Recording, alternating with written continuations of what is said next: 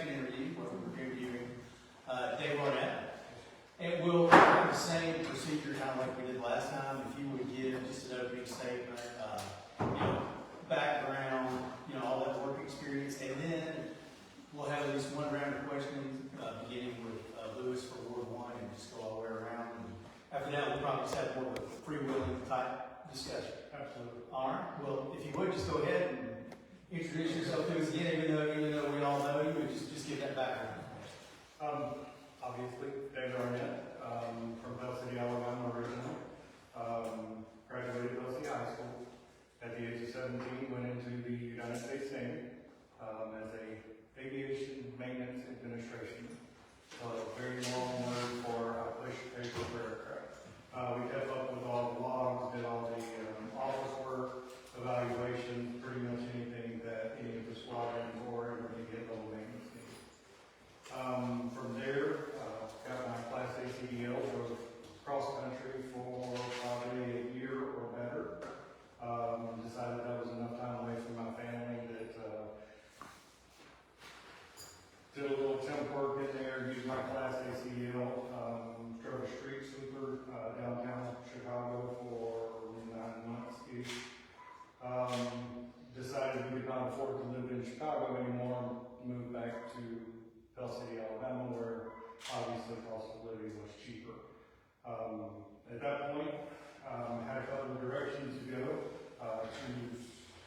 To go to work for Roto-Rooter as a plumber apprentice. Stayed there for about 2 years, more or less. Got my master plumbing card, my master gas card. At that point, found an opening in the city of Bell City for a heavy equipment operator. For about a year and 9 months, I operated heavy equipment in the utility department. That's digging up water lines, gas lines, roads, anything that utility department would need. Filling potholes, general labor, anything they needed, we did. From there, actually my father ran into a guy that was starting a residential plumbing company. Went and started that with his friend, Gary Corley, for probably about 2 years or so. Ran his residential plumbing fleet. We built it from nothing to running about 6 trucks through the Birmingham area.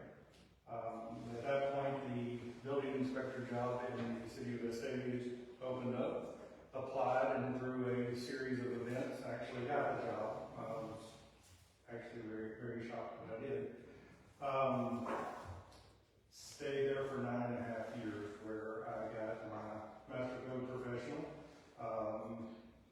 30-ish or so certifications through the ICC. I am lead AP Construction Design and Building certified. I got my CAPSO there, which is your zoning official. I actually got my 2-year degree while I was in Vestavia. That was general studies. I was going for business, but I could finish up general studies and start my 4-year quicker, so kind of made that choice. While with the city of Vestavia, I started their compliance department, which is what Ms. Hannah does here. Trust me, I didn't hold a candle to what she does. Ended up writing the property maintenance ordinance for that city. It's obviously a city like Vestavia is a lot different as far as the enforcement and actual issues that we would have here in Anniston. At that point, the building official in Trussville retired. Applied for that position and got that position where we were running 4 inspectors. At that time, there was an engineer, but he was not an engineer department head. So I ended up taking over the engineering department, the building code department, the zoning, and the planning all at one little time. At that point, I was a liaison to 7 voluntary boards and authorities, consisting of zoning, planning, the downtown redevelopment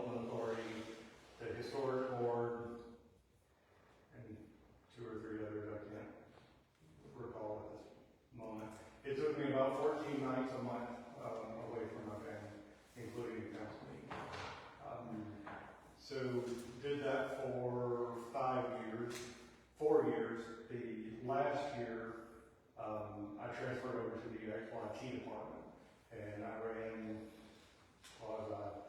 the IT department for about a year. There's only so long you can take building officially, and before it turns into a stress. So it's a strain. At that point, this position came open for the Public Works Director. It's something I clearly have a lot of experience in, both technically, professionally. All my certifications and such are kind of wound around that field. So came in, interviewed, and luckily Mr. Folks gave me the opportunity, and that hopefully brings us up to date. Here we are. All right, let's start with you again, and then if there are any follow-up questions, we'll take care of those, and we'll move on to Dee's here. Mr. Arnett, you talked about reducing budgetary expenditures here in Anniston by negotiating and canceling unneeded contracts. As that relates to prioritizing city funding, how would you prioritize city funding in that regard?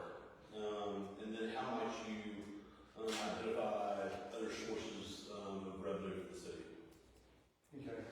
Starting with reducing budgetary Or prioritizing financial.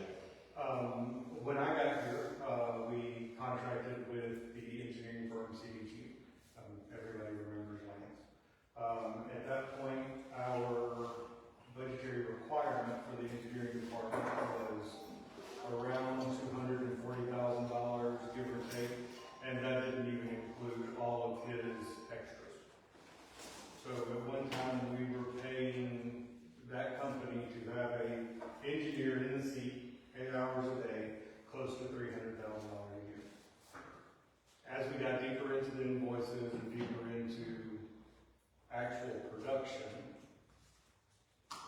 we found out we didn't need a professional engineer. He was simply doing the job of an engineering aide. Everything that was of an actual professional engineer was going back to his firm, and then we were paying for that privilege, part of his contract. After Iron Mountain Road was completed, because his company was the lead on that particular project, we moved on to a reduced schedule. And that reduced schedule went from 3 days a week to no days a week in about 3 weeks. Brandon Cole has since taken that position, and we reduced our budgetary requirement from around $300,000 to $147,000 for this year. And that's complete salary, benefits, conferences, all of that. So I think that's where these type things begin. You look at your biggest expense, you go through the record, you work your way down. Is there someone else that can take over this position? Is this position even required at this level? I'm not really a very good example of that. We spent an excessive amount of money on that particular project, and there were things that we could have reduced the scope of work, but we were allowing a company to come in and make those decisions for us. We weren't allowed to go, not allowed, but we did not take that opportunity to go in and check those type things. So that's kind of one of those things. We did the same thing in Trustful. When I got to Trustful, the income for the building department was around $250,000, $300,000 a year. Got into the ordinance, found out how little we were charging for permits, how little we were charging fees of all nature. When I left there, we were generating about $1.5 million for that department. So I think that's one of the very important things, getting in and figuring out how to reduce that cost. Going into prioritizing, it's really where the council is leading us, what y'all see as a priority at the time.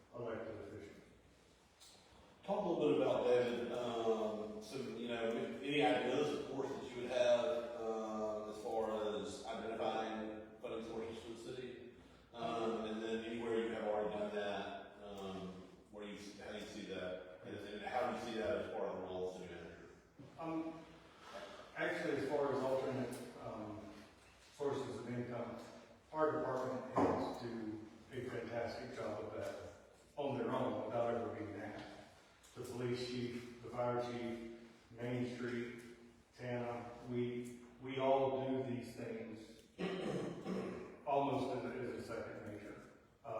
And all of them do a very good job at it. Now, once we get to these bigger grants, such as Iron Mountain Road,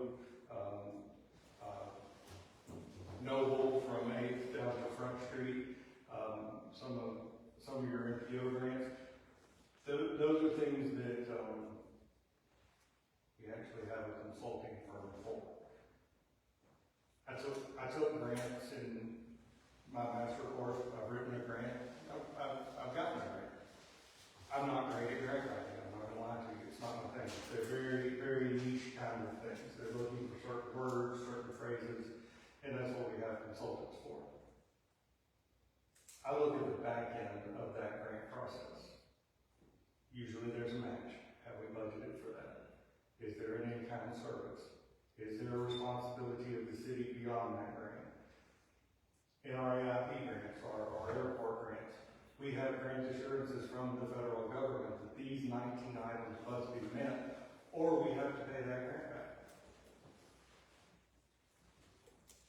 I think looking for an alternate source of money versus actually applying that alternate source of money is different. The looking for it's the easy part we pay someone. It's that back end part, getting the finance department, getting public works or park and rec or compliance or whoever is that actual entity using it to make sure that we get those steps beyond. Any follow-ups? I'm really glad to hear you say that, because so many people say, we just need to get grants. They don't really think about administering the grant. That's where the work is. And so I'm glad to hear you say that that's critical. I mean, in my interpretation, what you're saying is that it's critical, that you follow through and administer and execute. And then you have to have your data to report back as to whether or not the grant is successful, you know. Exactly, and some of these are reimbursable grants, as y'all know, and we have to make sure our finance department has that upfront money. We know the state, that payback on the state can take a month, 2 months, and that's just that lag time that we need to make sure we're coordinating.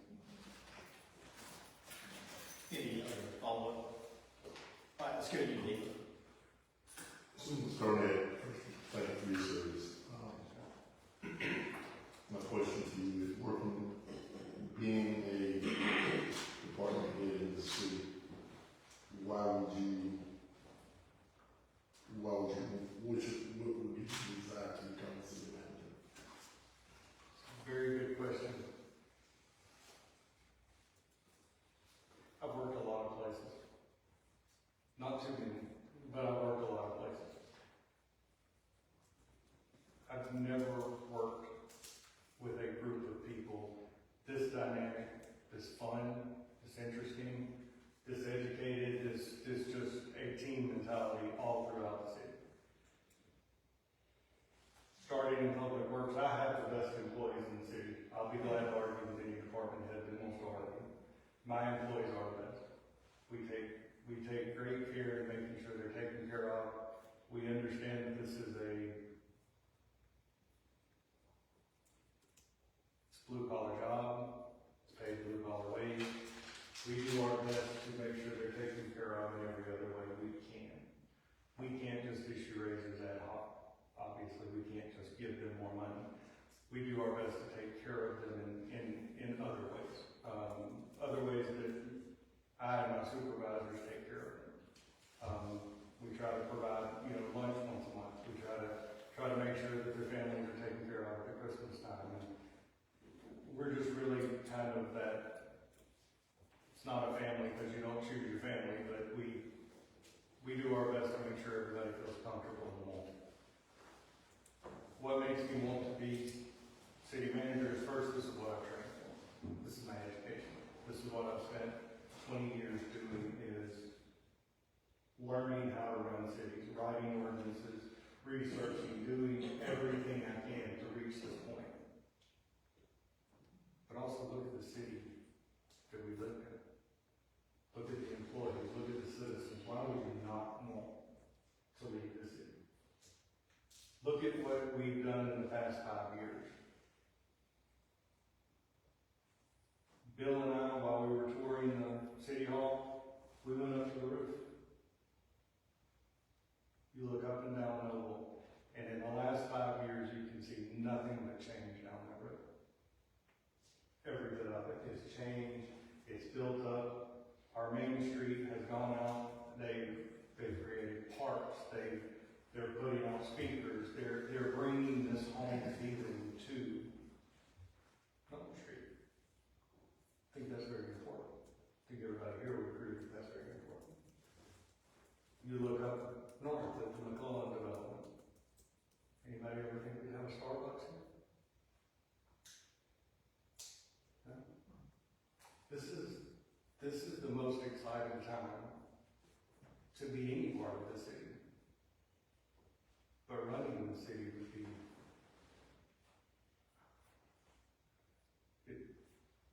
why would you want it? All right. So, switch gears, well, staying in the same place, but how often that's, you know, the other ventures. So, why would you not be this candidate for the job?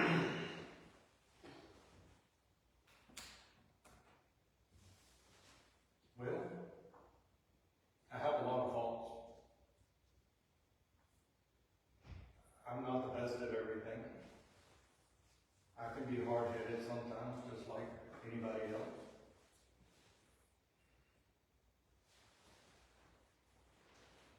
But I guess that's for other people to decide better than me. But I feel like I'm your best rounded candidate. I feel like sitting in this seat, someone who has gone from digging the hole to managing the hole, it's a whole different level. Somebody who's driven the equipment, operated the equipment, knows how the equipment works. Somebody that's gone through the purchasing process, what's best for this and what's best for that. I just feel like I'm your best rounded candidate. Now, of course, that's not my decision, but it's where I stand. So, if you had to, get something. No, go ahead. So, if you had to pick, you're in the city of Anniston, what would you consider your greatest moment? Your greatest day in the sun? I'm gonna be on the spot with Scott here. When Scott and I could look and we got over the home of that airport settlement, I think, ask him later, but that was one of my biggest. When Mr. Folks hired me, he gave me 2 jobs. Cut out overtime as much as humanly possible and fix the airport. I have not fixed the airport, we're still getting there. But my God, we have gone so far. I've never run an airport getting this job. It took me a little to get up to speed. To get to where we are today, that's my airport. That's mine. Scott rents it, but it's mine. Any other follow-up there from anyone? I would, while you're talking about the airport, I would just, like I said, put you on the spot further and ask you how you see it being an asset to the city. Oh, so many ways. We have so much untouched potential. I was at the conference last week, the SEC FAA conference, which is the Southeast. All our FAA folks are there, the state's there, and the entire Southeast region of airports is there. Birmingham, Atlanta, all of your major, and all of your little guys, Knoxville, St. Petersburg, all of your smaller airports. We ended up getting an entire conference with our entire ADO staff. About 10 people sitting at a conference table with the state. The state wanted to join. They didn't have to join. They wanted to join. they're excited about where we're going with this master plan.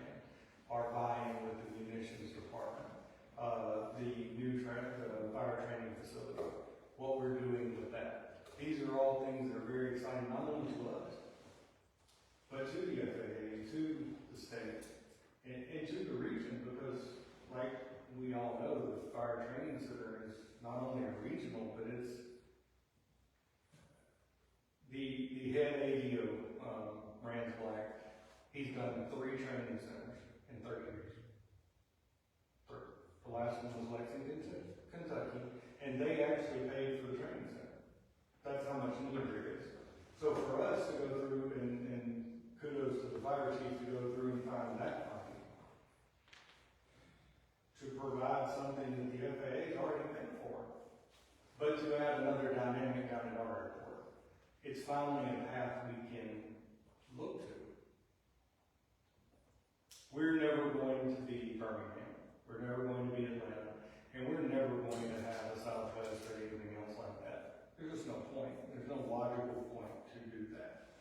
So for us to have a path into this training sector, it's very exciting to all partners, honestly. So that's what I see. And that's what I get excited about, is that we are sitting on such promise. You get the training center, you have the option of food, depending on the need. We have the option, and we have 600 acres. 600 acres. The munitions, they're begging to be partners. We're looking at DOD. These are things that we've never played with.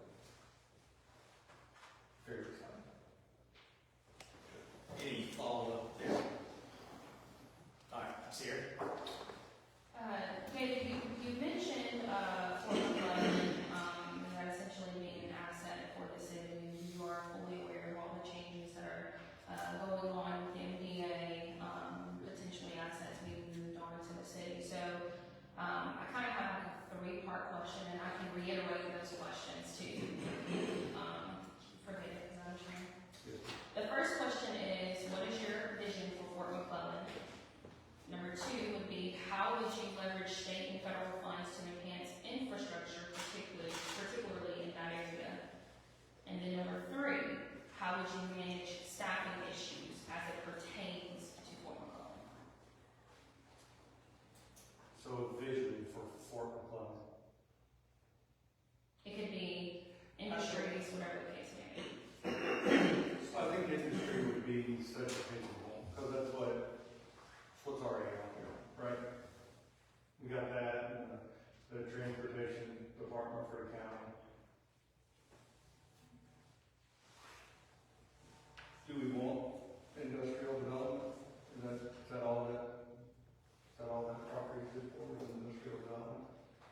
We have horse trails, we have lakes, we have recreation out there. Recreation doesn't always bring revenue up. So where does it go from there? Starships were just purchased. Looking at possibly a production company, depending on how that takes off, right? Is that something we could build around? That's something we could get partner business, companion business out there to support that function.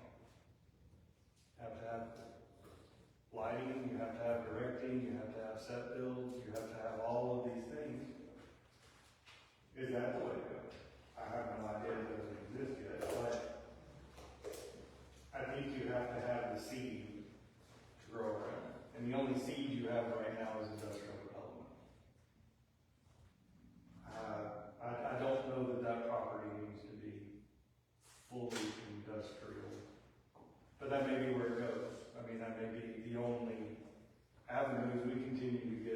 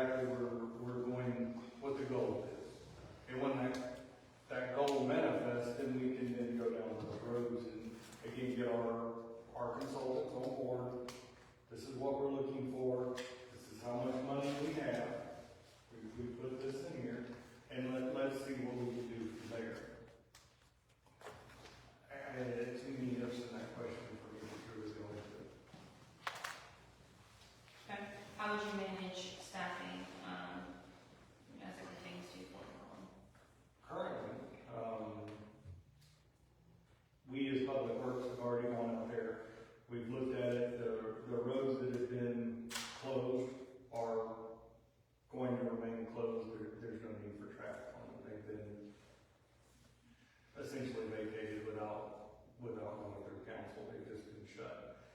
Most of them don't have the structural stability to actually be developed. They would have to be ripped up and redone, and that's something that, again, is a 772, and then if we had some sort of company that we believed in and we thought would grow that particular area, that's something that we could look at as far as that infrastructure goes. We're not taking on so much as far as current use, grass cutting, maintenance, that type of stuff. We're looking at the equipment more so than the manpower. We already do that. We're just adding a little to it. It's not insurmountable at the staffing level we have. The farther we go, of course, you would like a little more staff just to ease that pain, but in the short run, it's not really a big deal for us to absorb that. Especially, I think there's 2 or 4 that are already working out there that will have some sort of option coming this year. So you're referring to staffing particularly with Public Works? Public Works, Park and Rec, all of the city facilities out there are already staffed. I think the ones that aren't, Horse Trail, Yahoo Lake, they just, and then there's a couple of other things that are out there that aren't consequential to that staffing need, from my understanding. What little understanding I have. Would you think it would be necessary to create a Fort McClellan department? No. Why? Because we don't have any other full-time department to run sections of the city. As far as economic development, we have an economic development director. That's part of the job. We don't need someone else running that particular part of the city. We don't need another division. I thought that's what we were trying to get out of. We assimilate it into the city and it becomes the city. There's no distinction other than, like Main Street has a distinction, McClellan will have a distinction. Thank you. I have another question. You're familiar with CDBG home funds. I know Public Works does utilize some of those funds. So how would you prioritize CDBG and home funds, and what methods would you use to ensure that we can make the greatest impact with those funds? First of all, I advise the council. Y'all know where the need is more than I do. My every day is going out, looking at the potholes, looking at the work orders, and trying to make sure that the citizens' complaints to us are fixed. Y'all are hearing from your constituents, your leaders in the community, of what actually needs to be redeveloped or renewed in some way. Obviously, we have boundaries for CDBG. We have certain things we can and can't do. And just recently, in the past year or so, we've discovered better ways to use that money. With Ms. Woods and our consultant, we've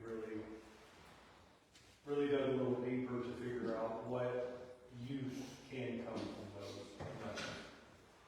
In my personal world, I think all those funds should complement each other, like the Satcher plan. That was something that we had some funds go in, but the infrastructure has to work with all the rest of the CDBG funds. They're not separate. Too long we've looked at a road versus a park. Why could we not look at the road in front of the park, the sidewalk in front of the park, and make one development if needed? So I think we've missed opportunities to partner that money together. That's David. Thank you. One last question. So you mentioned about the CDBG, where you're looking, that, and you're depending on the council. Well, sometimes the council get it, or at least I do, get it, well, why I want to see the city manager, or if I get an answer that's not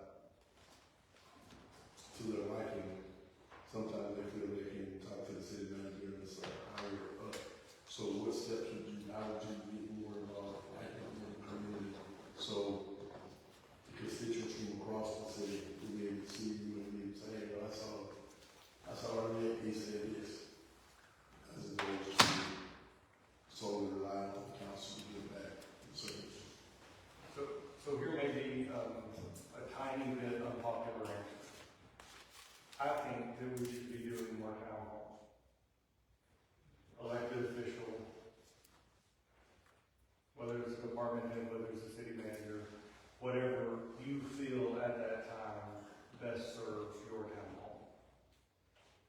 That's the way we get into the community. You have civic organizations, you have all these other things, but until you sit down in a town hall with people that choose to be there, that choose to bring up issues, you're not going to get that feedback. You walk through Walmart all day and listen to them, hey, he's got a stoplight out over here. Well, we handle that with work orders and we're fairly efficient at it. When we're talking about CDBG funds, and we're talking about redevelopment, and we're talking about infrastructure, I think when you're having that town hall and you have your citizens together in one room, that's when you start getting that feedback and the people feed off each other's comments. And, I know we're looking at Hannah currently. That's what I've been hearing about for 5 years. Driven on it for 5 years, and it needs to be redone. Maybe that could have been done sooner, had we prioritized things at that point. So, I think it starts with us being together when we have these community involvement. Being seen together, being seen as a group.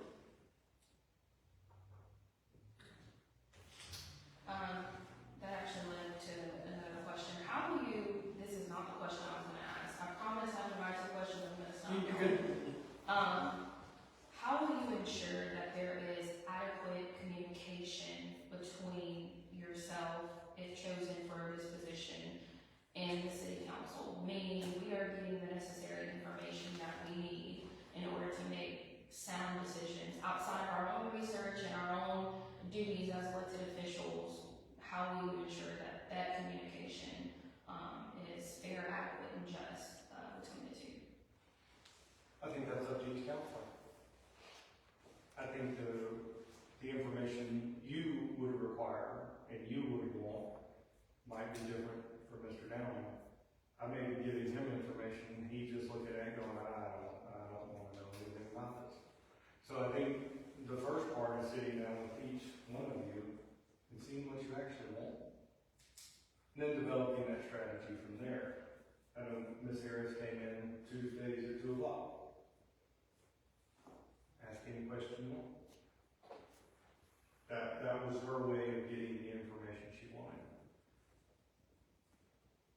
When Dee has a day off, Mr. Roberts, excuse me, let's go for a ride around. We get in the truck and we go ride around. That's how we have relayed information in the past. So I think it just depends on how, again, to each counselor is going to be different.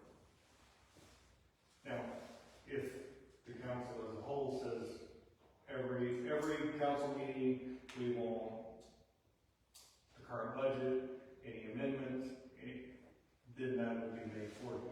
And any explanation thereafter, all you have to do is pick up the phone. But you'll have the answer. Thank you. I got nothing to hide. Last question. Yes. Name at least 2 obstacles the city faces in developing West Anniston.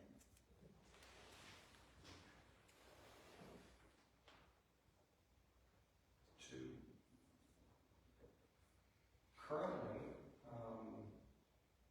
just going off what I've had to do as the public works director, there is a certain amount of homeless damage. We're just walking around and they're damaging things for their own. The bus stop on 15th Street. We actually had to take a cone out of there because somebody was taking it back to it and waking up half the neighborhood because they were beating this cone. I think that's very hard to convince a business owner, hey, come open a business, right? It's a bad look. But going beyond looks, you have optics, but then you have rumors, right? Everybody on Facebook, West Anniston. I mean, that's where you go to die, right? All over Facebook. Every time something happens,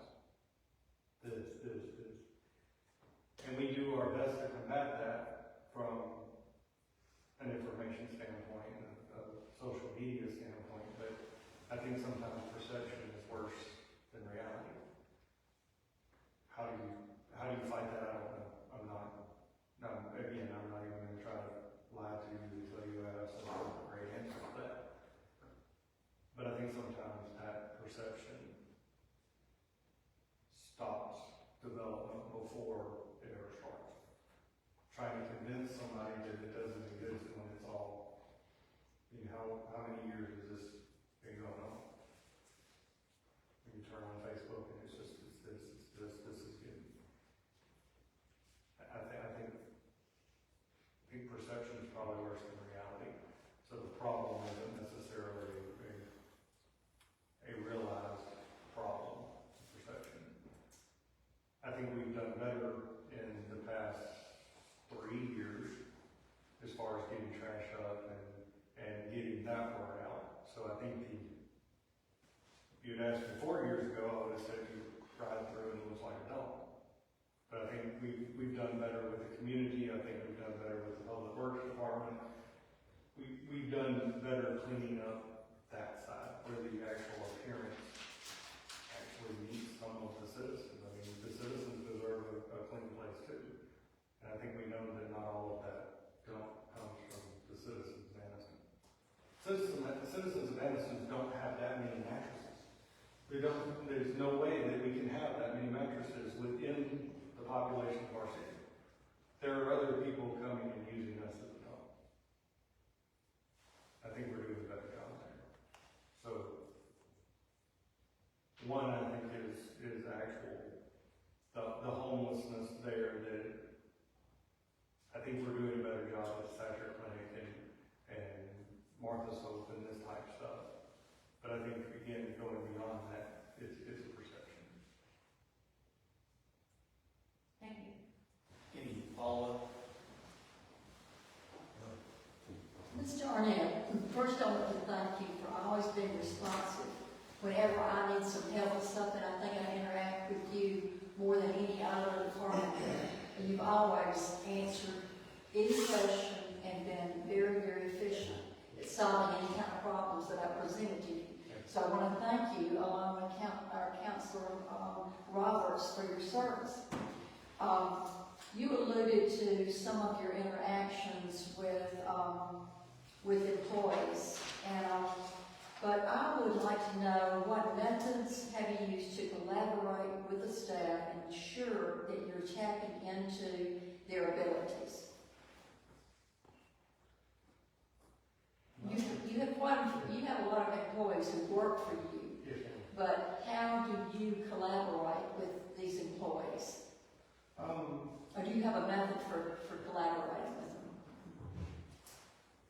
I don't think I have a set method, no ma'am. We set several meetings throughout the month as far as getting our supervisors together.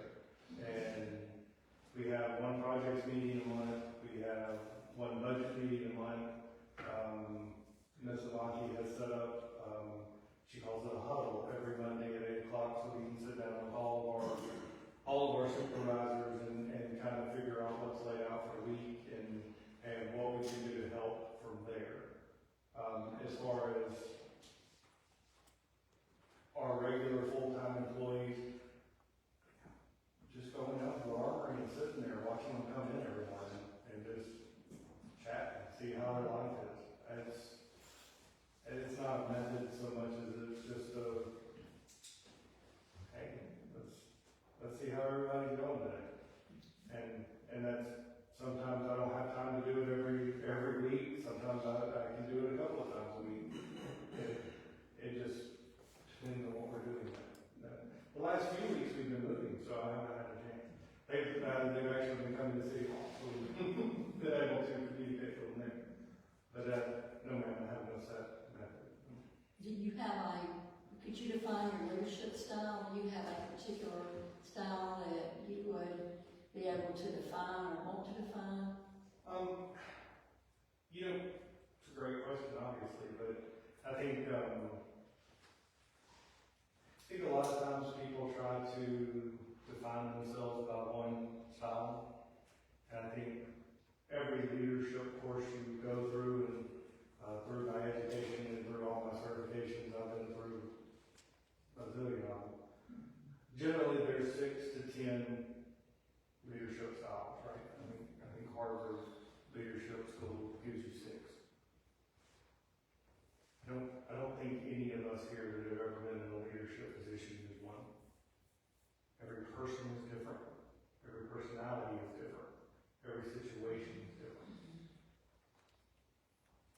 moved to City Hall. Would have been great if we could have used more coaching style leadership. Let's see if we can get this going. Hey, you know, grab this way. It really wasn't that time. You had to take more of an authoritarian leadership role on that. We need to get this, or this, do this. There wasn't a lot of democracy in that particular moment. So no ma'am, I don't think I'll ever be defined as one style. I will change for each person, I will change for each situation, and I think that's what makes me strong. Is I don't think you can always adhere to one thing. If you do, you're going to mess up.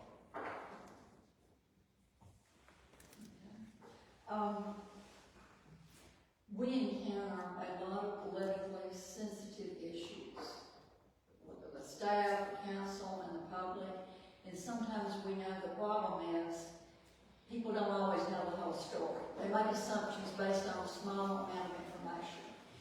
But how would you handle politically sensitive issues with the staff, the public, with the council? How would you handle those issues? We're talking about information that cannot be shared, that you only have pieces of.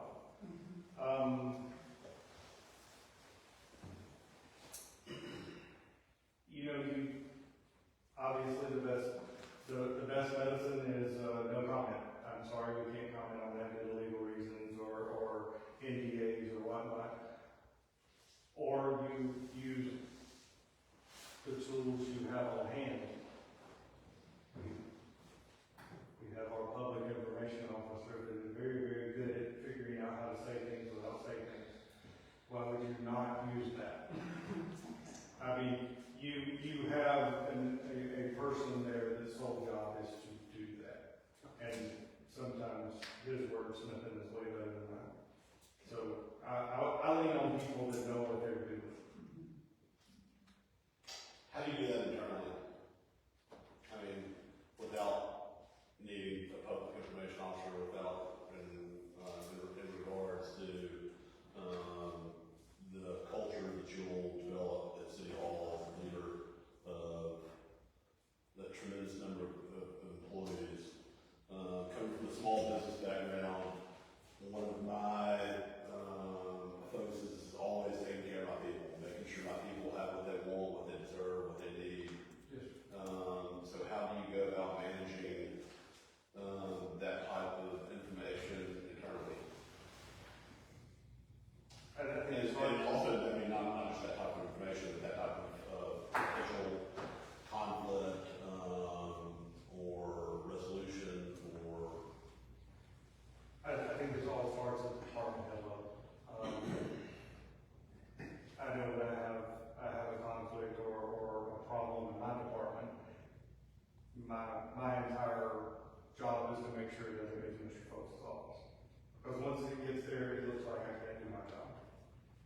So I depend on my supervisors to do the same thing.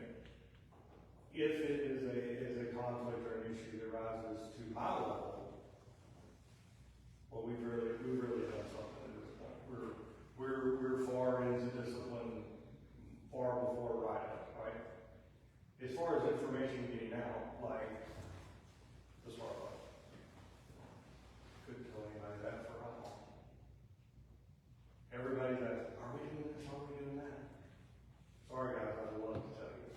But I don't know. Simple as that, I didn't actually have the information out. Even when I have the information, if they're not supposed to know, they're just not supposed to know. And, I mean, I certainly can look at them and tell them, I'm sorry, that's something we can't discuss now. Honesty before everything.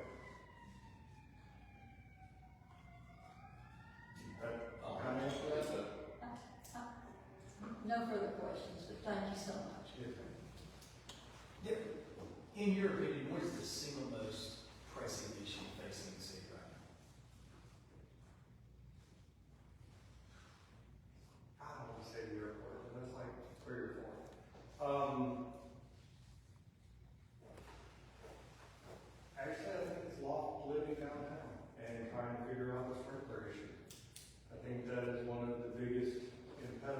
to our downtown program. It's the thing I hear over and over and over again. And I think there's a way to fix it. I would love for you to elaborate. Which, So, which part of the way to fix it? specifically vice president in downtown. I have a water background and a utility background. I know where a meter goes, I know how to put in a standpipe, and I know where a street curb cut is. These are all very easy things to do. I've spoken with Mr. Turner on side conversations, and I think we have a couple of things worked out. Things that we have discussed again offline as far as different ways to purchase things, different ways to get them in the ground, whether that's a joint or whether the city just comes in and gets them and puts them in the ground. We've done some out of the box thinking, stuff that then I talked to the fire marshal about, and I mean, he's on board with most of it. Not all of it, but really it's about getting the water to them. That's the problem. That's a problem we can solve. So, To that question, so, it's my understanding that the building is mostly built down and not up to code, and we need the sprinkler systems. correct. That's what a lot of potential business owners, as we say, away. Correct. Buy the building and then the sprinkler system will cost pretty much, you may work on it, on the building. So what you're saying is, you feel that's a problem the city could have corrected? I think it's a problem we can correct. I think with the right partnership with the water department. But then what costs the city? You know, I guess my question, I guess is, what come with it, because of, that's something we can do part of it. How would that in return be relayed to the property owners? Because they would have to ask us to be in the game.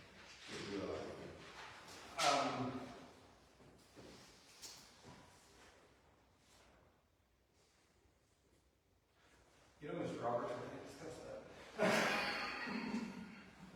It's some things that we would need to discuss before we went further. Because there would be some issues, either regarding 772 amendments or regarding capital expenditures in the next budget and how we would go by that. Would it be a block by block basis? Would it be a building by building basis? These are all vault issues, and how we go to manage one vault or four vaults. It's something that's going to take a little bit of decision on ownership. How does this work going forward? But again, we're knocking on the door, coming up with a very decent plan. Any other thoughts? So I've got some experience with this, in my, participation with Downtown Development Authority. The city, when we kind of reformed, the city, said, what we want y'all to look at is, create an avenue for its loft living downtown. And we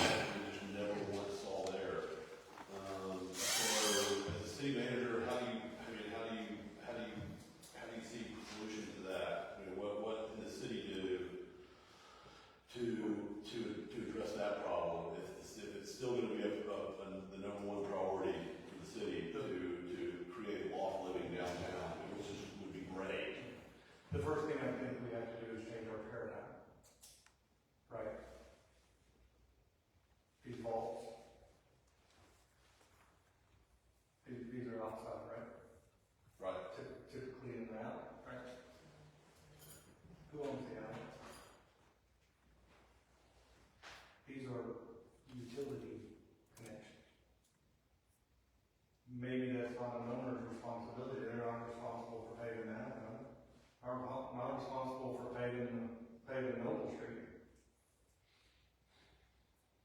Maybe changing the paradigm to where this is an infrastructure issue, not an owner issue. Well, even still as it may, how do you address, telling the property owner, you can't do what we want you to do and what you may want to do because of the cost prohibitive nature of the fire suppression system. Spend half the market value of your building installing this fire suppression system so that you can rent your upstairs out, or so that you can create an Airbnb space upstairs, or so that you can create a second story business of some kind. Sure. And expect a return on investment. What's the city's role there? The city's role, I think, is to prepare the infrastructure for any building improvement. That requirement is to protect the safety of the occupant. It's the building code that's been there since it changed from the Southern Building Code in 1999 to the International Building Code in 2000. That International Building Code now encompasses the international community. So a lot of this has grown from a regional issue to obviously a larger issue. But again, I think that there's out of the box thinking that goes further. Now, I'm sorry, the property value of Noble Street is the property value of Noble Street. How do you raise the property value? You get business in there and you start making Noble Street a destination for businesses. It's the only way you get property value to go up, right? You get a neighborhood to start increasing the house next to you, your property value goes up. You can't continue the status and not have that. So I think we as the city do what we can for the building. There's some things that we may have to, again, have some inventive thinking, whether that is the downtown development board, having a little more funding to give grants, whether it's again some 772 amendments. It's just, you have to start somewhere and move forward. But we have to start. Any follow-up there or any additional questions from council members? David, you got any questions of us? I think we're pretty straight. Very good. Would you like to give a brief closing statement? It's not necessary, but if you'd like to, please do so. I personally would just like to thank the council for inviting me. I've worked really hard to get here. For the last 5 years, I think I have shown effective leadership. I've shown the ability to do pretty much everything. So I appreciate y'all for recognizing that and at least giving me the opportunity. Where we go from here is with y'all, and I just appreciate it. Very good. And with respect to this, we should be back there